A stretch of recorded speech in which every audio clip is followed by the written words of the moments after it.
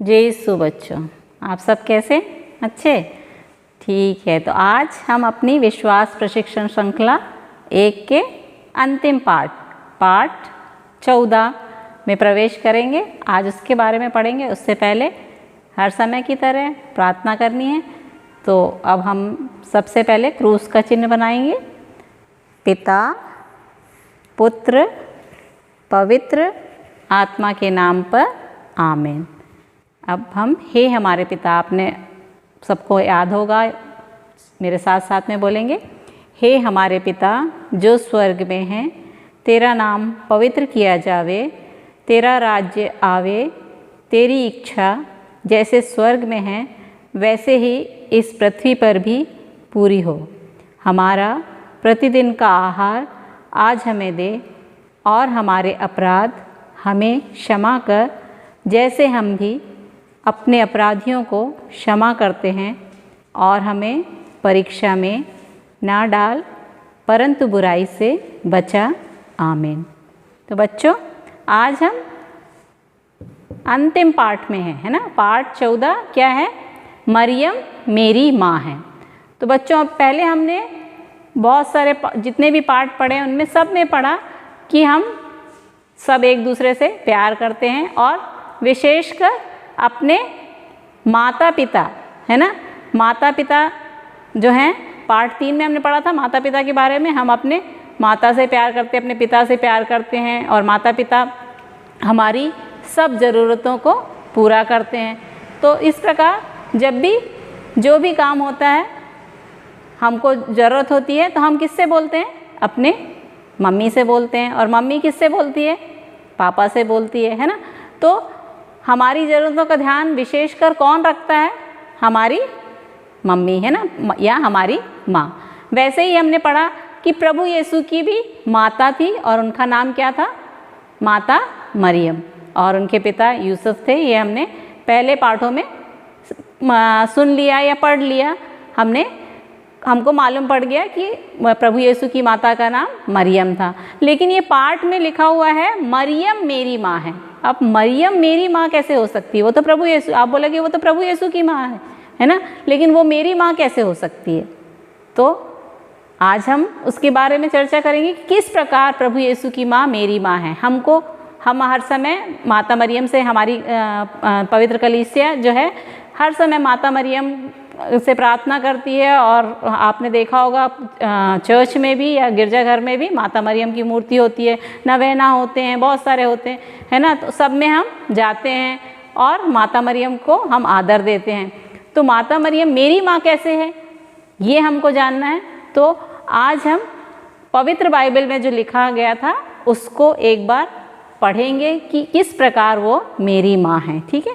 तो पवित्र बाइबल के संत योहन का जो सुसमाचार है उसमें अध्याय 19 में पद संख्या 26 और 27 में हम पढ़ेंगे। ठीक है ना। जब प्रभु यीशु क्रूस पे चढ़ाया गया था प्रभु यीशु को, तब उनके पास में हमने सुना, आपने देखा होगा कि माता मरियम की फ़ोटो देखी होगी, तो माता मरियम या कोई और भी खड़ा हुआ दिखता है हमको। तो वो उस समय का फ़ोटो, जो पिक्चर है या फ़ोटो है, उसमें क्या कहा गया है, क्या हमको बताया जा रहा है, वो हम आज इसमें पवित्र बाइबल के इस वाक्य में सुनेंगे। ठीक है। ईसा ने अपनी माता को और उसके पास अपने उस शिष्य को जिसे वह प्यार करते थे देखा। उन्होंने अपनी माता से कहा, भद्रे, यह आपका पुत्र है। इसके बाद उन्होंने उस शिष्य से कहा, यह तुम्हारी माता है। उस समय से उस शिष्य ने उसे अपने यहाँ आश्रय दिया। तो पवित्र बाइबल में हमने पढ़ा कि कब से वो हमारी माता है ना। जब प्रभु यीशु क्रूस पर टांगे गए थे, तब उन्होंने अपनी माता को भी संबोधित करते हुए कहा, और अपने शिष्य को भी संबोधित करते हुए कहा कि माता से कहा कि आज से ये जो है, ये शिष्य आपका पुत्र है।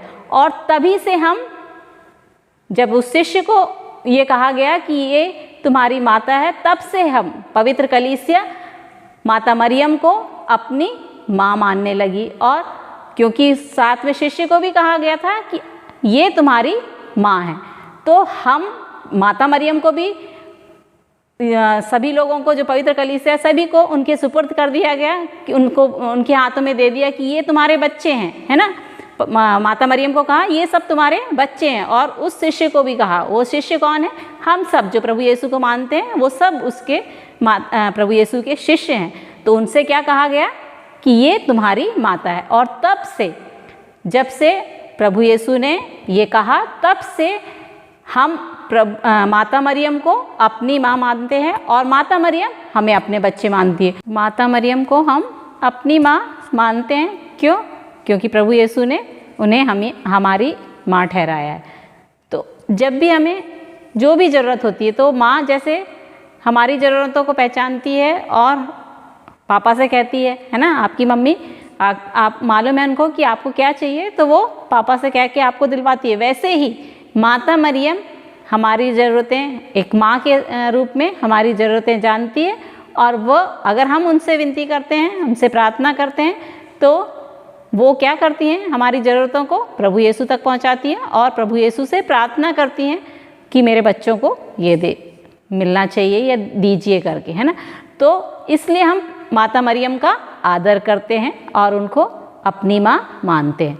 तो हमारी पुस्तक में दिया हुआ है, वो हम पढ़ेंगे कि क्या लिख रहे हैं माता मरियम के बारे में। प्रभु यीशु की माँ हमारी माँ है। मैंने बता दिया आपको किस प्रकार वो हमारी माँ है, क्योंकि प्रभु यीशु ने उन्हें हमारी माँ ठहराया। ठीक है, हम उन्हें माँ मरियम कहते हैं, ये भी मालूम है, सबको मालूम है। माँ मरियम से हम प्रार्थना करते हैं, ये हम सबको पता है। वे हमारा ख्याल रखती हैं, वे हमारे लिए प्रभु यीशु से प्रार्थना करती हैं। किससे प्रार्थना करती हैं? प्रभु यीशु से। जो भी हमारी ज़रूरतें हैं उसके लिए वो प्रभु यीशु से प्रार्थना करती हैं। वे हमारी मदद करने के लिए हमेशा तैयार रहती है। जैसे एक बच्चे की जो माँ होती है, आपकी मम्मी या किसी की भी मम्मी हो, तो वो हर समय आपकी जो भी ज़रूरत है उसके लिए हर समय मदद करने के लिए तैयार रहती है। अगर आपको खाना है या कपड़े पहनना है या जो भी करना है, तो हर तरह की मदद आपकी मम्मी करती है। वैसे ही हमारी माँ माता मरियम, वो हमारी सभी ज़रूरतों में हमारी मदद करती है। ठीक है, तो अब हमने जान लिया कि किस प्रकार से वो हमारी माँ है और हमें उनका आदर करना चाहिए। ठीक है ना। और जब हम उनसे प्रार्थना करते हैं या जो भी अपनी ज़रूरतें उन्हें बताते हैं, तो वो किससे प्रार्थना करती हैं हमारे लिए? प्रभु यीशु से, क्योंकि प्रभु यीशु ईश्वर के पुत्र हैं और वो सभी चीज़ें हमें प्रदान करते हैं। हमने आगे सभी पाठों में पढ़ा है कि किस प्रकार प्रभु यीशु हमारे लिए वरदान है ना। तो हमें पता है कि जो भी हमको चाहिए वो हमें ईश्वर प्रदान करते हैं। तो हमें किससे अपनी ज़रूरतें बतानी है? माता मरियम से। तो माता मरियम हमारी उन सभी ज़रूरतों को प्रभु यीशु के पास पहुंचाती है और हमारे लिए विनती करती है।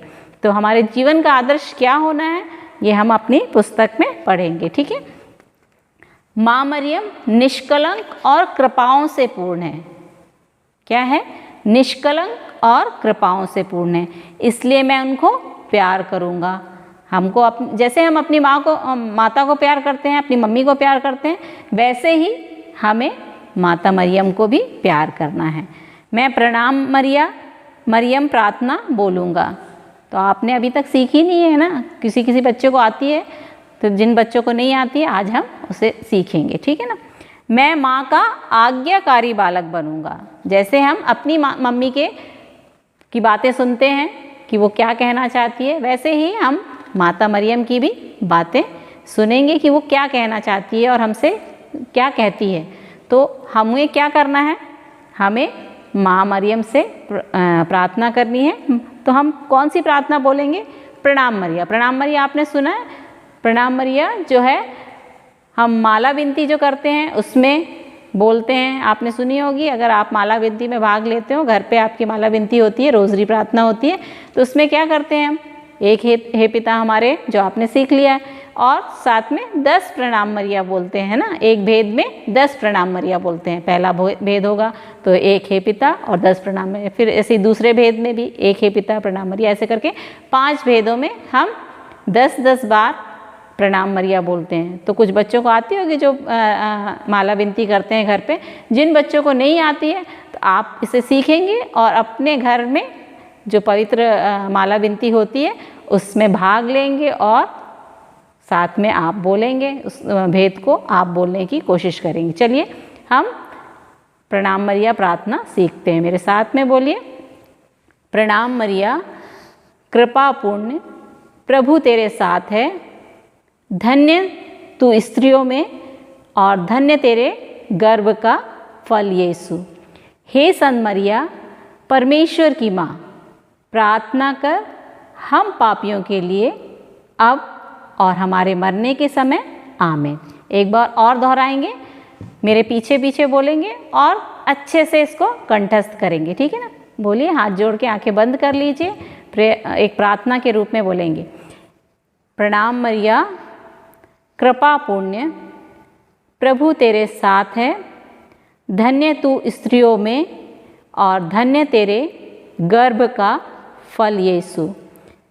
हे सन मरिया परमेश्वर की माँ, प्रार्थना कर हम पापियों के लिए अब और हमारे मरने के समय आमीन।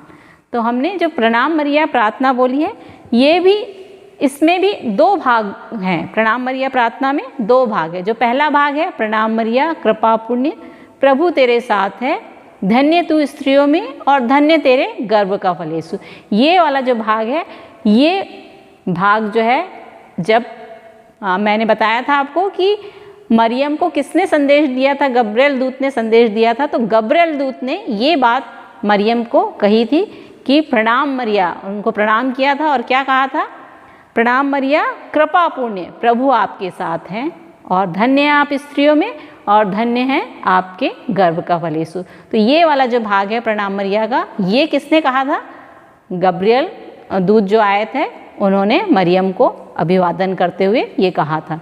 और दूसरे भाग में हम उनसे अपने लिए प्रार्थना करते हैं। तो आपको ध्यान रखना है और हर समय क्रूस का चिन्ह, हे हमारे पिता और प्रणाम मरिया, ये प्रार्थनाओं को आपको याद करना है और ध्यान से, जल्दी जल्दी नहीं बोलना है। कुछ बच्चे कुछ भी बोल देते हैं, है ना, गर्भ का है तो गब का पता नहीं कुछ भी बोलते हैं, ऐसा नहीं बोलना है। जब भी आप बोलोगे ध्यान से, आराम से, प्रार्थना के रूप में बोलना है। आपको कोई ये पोयम बोल रहे हैं करके फटाफट बोल दिया और ख़त्म कर दिया, वैसा नहीं। प्रार्थना के रूप में आप बोलेंगे तो मरियम ज़रूर हमारी ज़रूरतों को जानेगी और वो हमारे लिए ईश्वर से प्रार्थना करेगी। तो बच्चों, अब आज का पाठ 14 जो था हमारे इस विश्वास प्रशिक्षण श्रृंखला का अंतिम पाठ था।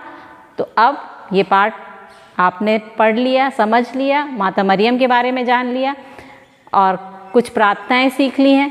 तो आप अब इन प्रार्थनाओं को हमेशा अपने जीवन में उपयोग करेंगे और उसके अनुसार चलने की कोशिश करेंगे। और यदि आप पढ़ सकते हैं तो पवित्र बाइबल पढ़ने की कोशिश कीजिए।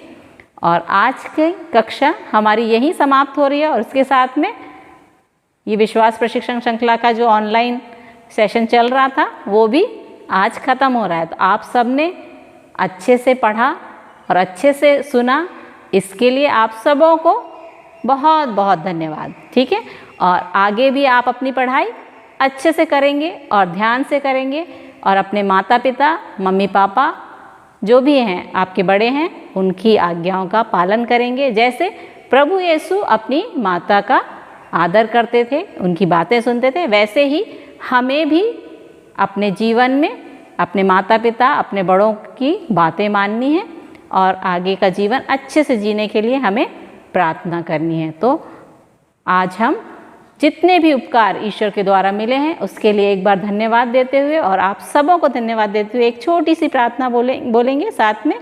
चलिए हाथ जोड़ लीजिए और आज की ये अंतिम प्रार्थना है और आप अपनी पढ़ाई के ऊपर अच्छे से ध्यान देंगे, ये विश्वास करते हुए आज की क्लास हम समाप्त करेंगे। तो चलिए हाथ जोड़ लीजिए। हे पिता ईश्वर, आज तक के इस सभी दानों के लिए जो तूने हमें प्रदान किए हैं। हम तुझे तहे दिल से धन्यवाद देते हैं। तू सदैव हमारे साथ रहा।